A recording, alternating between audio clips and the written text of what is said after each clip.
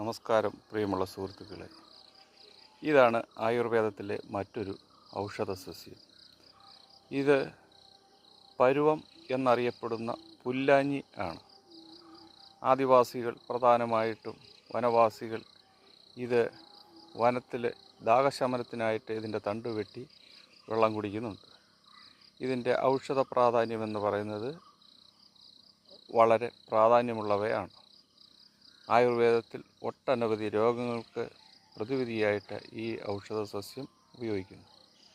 സാധാരണക്കാർക്ക് അറിയാത്ത ഒരു കാര്യം എന്ന് പറയുന്നത് ഈ പുല്ലാഞ്ഞി അഥവാ ഈ പരുവത്തിൻ്റെ കറയാണ് നമ്മളെ അങ്ങാടിക്കടയിൽ കോലരക്കായിട്ട് ഉപയോഗിച്ച് വരുന്നത്.